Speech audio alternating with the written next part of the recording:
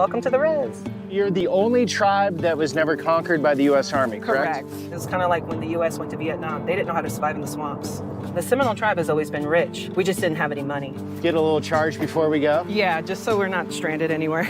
And that's Hard Rock. You own the whole brand. Yeah, Hard Rock International is owned by the tribe. We're getting on the highway going interior Florida to the Everglades. Traditional Seminole food.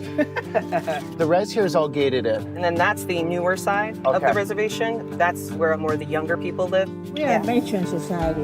You can just stay in the bubble. A lot of people do. We have everything we need. The only thing we don't have on the reservation is a grocery store. It's very safe here. Oh yeah, we have our own police department. We have our own fire department. The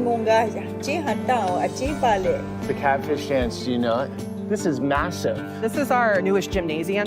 When you see in our logo, "In God We Trust," we are blessed by the Creator. We wouldn't have any of this without having that higher power. Hey everybody, I would like to welcome you back to today's video. Today, we're going to be diving into an important conversation about building a strong and thriving African American community. Inspired by the resilience and success of the Native American tribes, like the Seminoles, who have built a self-sustaining community grounded in cultural values and economic independence.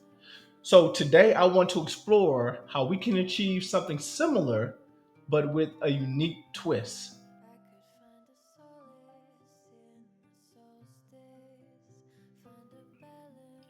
Imagine a community where African Americans come together to create a safe, prosperous, and culturally rich environment, a place where our values guide us, our children thrive, and our collective wealth grows. But let's be clear, financial stability alone isn't going to be enough. Without a moral stability and concrete standards that will set us apart from the rest of America, we risk building something hollow. This is why I believe the Torah should be the guiding law of the land.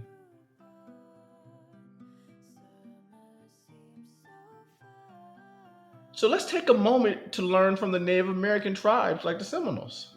They've built a gated community with their own police departments, with their own schools, clinics, and even global businesses like Hard Rock International. But what's their secret? It's not just about their entrepreneurial spirit. It's their commitment to preserving cultural values and honoring their own spiritual beliefs. For them, wealth isn't just about money.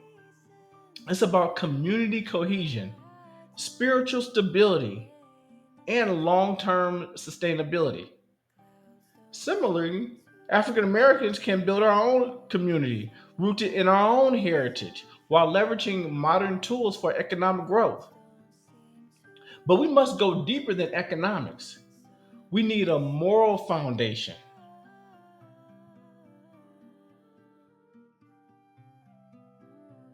You see, the Torah provides us timeless principles for building ethical communities. It emphasizes justice, fairness, accountability, and compassion, all essential for creating a society that thrives spiritually and morally.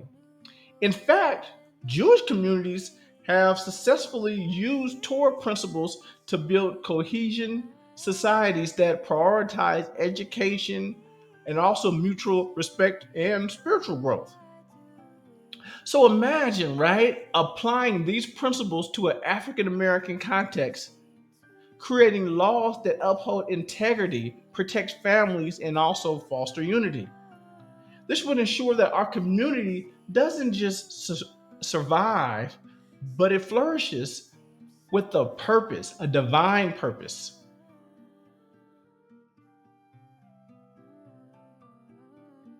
So, how do we start? Well, here are some practical steps we can take. We must establish shared values. Begin by defining core moral standards based on Torah principles: justice for all, respect for elders, care for the vulnerable, and care for our own families. Create self-sustaining systems. develop businesses that circulate wealth within our own communities, similarly to how the Native American tribes used tribal enterprise to fund education and healthcare. Invest in education, teach financial literacy along with moral education rooted in Torah values. This will empower future generations to make wise decisions. Foster spiritual unity. Build spaces for communal worship and study where people can connect with God and each other through shared traditions.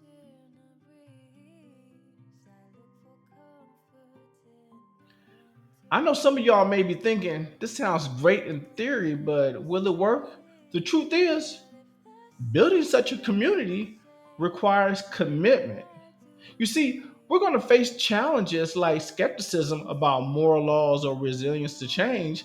But if the Native American tribes can overcome centuries of oppression to build thriving communities grounded in their values, well, so can we. This isn't just about survival, but it's about redefining success for ourselves. So here's my challenge to you.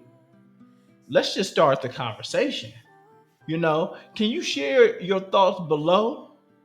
Tell me what values you think should guide our community.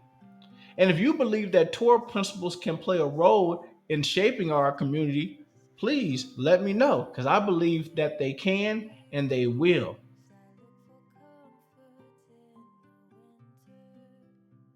Truthfully, I can't get behind something that Torah is not the central framework, that Torah is not the foundation. Because like a house built on sand is going to fall. I can only get behind a community built on rock. And that rock is the Torah.